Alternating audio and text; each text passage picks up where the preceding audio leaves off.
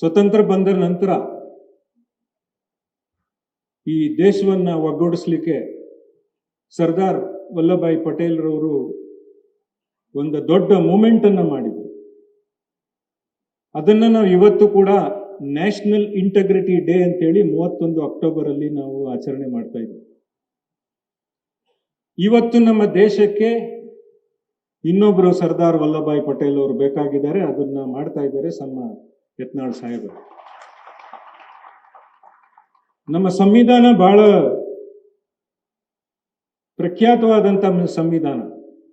ವಿಶ್ವದಲ್ಲಿ ಇರ್ತಕ್ಕಂಥ ಎಲ್ಲ ಸಂವಿಧಾನಗಳನ್ನ ಅಂಶಗಳನ್ನ ನಮ್ಮ ಸಂವಿಧಾನ ಹೊಂದಿದೆ. ಈ ದೇಶದಲ್ಲಿ ಬದುಕಬೇಕಾದ್ರೆ ನೀವು ಈ ದೇಶದ ಕಾನೂನು, ಈ ದೇಶದ ನೆಲ, ಈ ದೇಶದ ಜಲ, ಇದಕ್ಕೆ ನೀವು ಗೌರವ ಕೊಡಬೇಕು ಅಂತಕ್ಕಂಥದ್ದೇ ನಮ್ಮ ಸಂವಿಧಾನ.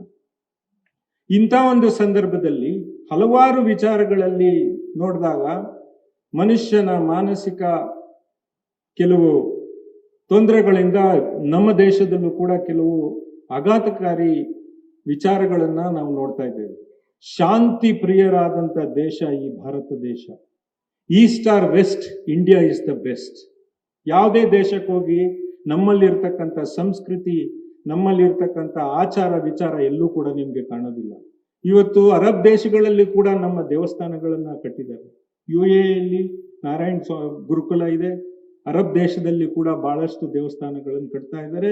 ಅಮೆರಿಕಾದಲ್ಲಿ ಬಹಳಷ್ಟು ದೇವಸ್ಥಾನಗಳನ್ನು ಕಟ್ಕೊಂಡು ಅಲ್ಲಿಯವರು ನಮ್ಮ ಸಂಸ್ಕೃತಿಯನ್ನ ಫಾಲೋ ಮಾಡ್ತಾ ಇರತಕ್ಕಂಥ ಈ ಒಂದು ಸಂದರ್ಭದಲ್ಲಿ ನಮ್ಮ ದೇಶದಲ್ಲಿ ಈ ರೀತಿಯ ತೊಂದರೆಗಳು ಆಗ್ತಾ ಇರತಕ್ಕಂಥ ಸಂದರ್ಭದಲ್ಲಿ ಒಬ್ರು ವ್ಯಕ್ತಿ ಧರ್ಮವನ್ನ ರಕ್ಷಣೆ ಮಾಡ್ತಕ್ಕಂಥ ಒಂದು ಟೊಂಕವನ್ನ ಕಟ್ಟಿ ಮುಂದೆ ಹೋಗ್ತಾ ಇದ್ದಾರೆ.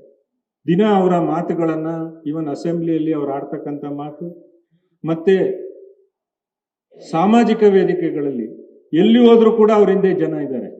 ಯಾಕೆ ಅಂತ ಹೇಳಿದ್ರೆ ಈ ದೇಶವನ್ನ, ಈ ನೆಲವನ್ನ, ಈ ಜಲವನ್ನ ರಕ್ಷಣೆ ಮಾಡ್ತಕ್ಕಂಥ ಒಂದು ಭವ್ಯಾತ್ಮ ಇವತ್ತು ನಮ್ಮಲ್ಲಿದ್ದಾರೆ. ಅವರು ಬಸವನಗೌಡ ಪಾಟೀಲ್ ಯತ್ನಾಳ್ ಸಾಹೇಬರು. ನಿಮಗೆ ಬಹಳ ದೊಡ್ಡ ಜವಾಬ್ದಾರಿ ಇದೆ. ರಾಜಕೀಯ ಕ್ಷೇತ್ರದಲ್ಲಿ ಇರೋದ್ರಿಂದ ಒಂದು ಜವಾಬ್ದಾರಿ, ಅದರ ಜೊತೆಗೆ ನಮ್ಮಂತ ಈ ದೇಶದ ಪ್ರತಿಯೊಬ್ಬ ನಾಗರಿಕರನ್ನ ರಕ್ಷಣೆ ಮಾಡ್ತಕ್ಕಂಥ ಜವಾಬ್ದಾರಿ ಕೂಡ ತಮ್ಮಲ್ಲಿದೆ. ಶಿಷ್ಟರನ್ನ ರಕ್ಷಣೆ ಮಾಡ್ತಕ್ಕಂಥದ್ದು, ದುಷ್ಟರನ್ನ ಶಿಕ್ಷೆ ಮಾಡ್ತಕ್ಕಂಥದ್ದು ಕಾನೂನಿನ ವ್ಯವಸ್ಥೆ. ಆ ಕಾನೂನಿನ ವ್ಯವಸ್ಥೆಯನ್ನು ನಡೆಸ್ತಕ್ಕಂಥ ಸಂದರ್ಭದಲ್ಲಿ ಯಾರು ಈ ದೇಶದ ರಾಜನಾಗಿ ಇರ್ತಿರೋ ನಿಮ್ಮ ಕೈಯಲ್ಲಿ ಅದಷ್ಟು ಇರ್ತದೆ. ಸೊ ಆದ್ರಿಂದ ನಮ್ಮ ಮಲ್ಲೇಶ್ ಅವರು ಹೇಳಿದ್ರು ಮುಂದೆ ಮುಖ್ಯಮಂತ್ರಿ ಆಗಿ ಅಂತ ಹೇಳಿ.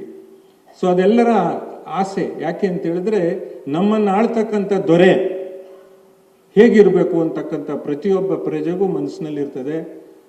ನಮ್ಮನ್ನು ಆಳ್ತಕ್ಕಂಥ ದೊರೆಗೆ ಕೆಲವು ಕ್ಯಾರೆಕ್ಟರಿಸ್ಟಿಕ್ಸ್ ಇರಬೇಕು. ಬಹಳ ಎಕ್ಸ್ಪೆಕ್ಟ್ ಮಾಡ್ತೀವಿ ನಮ್ಮ ದೊರೆ ಹೇಗಿರಬೇಕು ಅಂತಕ್ಕಂಥದ್ದು.